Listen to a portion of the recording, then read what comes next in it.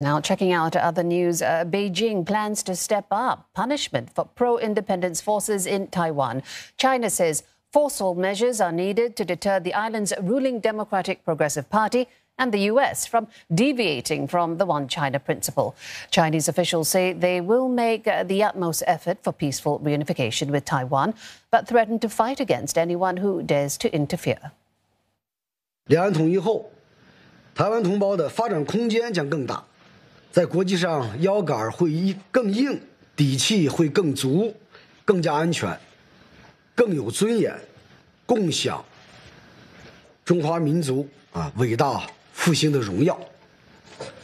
必须强调的是，中国的统一不会损害任何国家的正当利益，包括他们在台湾的经济利益，只会给各国带来更多的发展机遇。 只会给亚太地区和世界繁荣注入更多的正能量。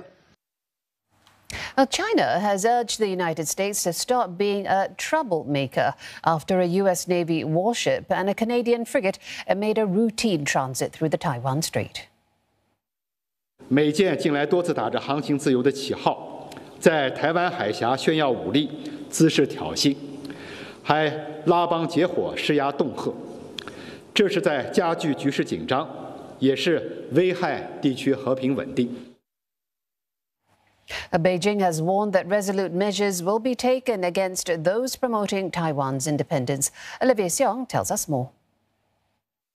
In terms of countermeasures, we have already seen that China has sanctioned U.S. officials, including the U.S. House Speaker Nancy Pelosi, but also those it has labeled die-hard Taiwan separatists. And the Chinese officials are saying that they will continue to take targeted measures against independence forces and step up punishment on a handful of these independence diehards, and that it will take other necessary measures, including holding them criminally accountable for life. Also, in terms of the legal perspective, the officials said that the Constitution already has laws that pave the way for reunification, but said that in light of the evolving situation, China will further introduce new legal measures to oppose and curb separatist plots and acts to safeguard China's sovereignty. Now, there were no further details on this, and we will have to continue to wait and see.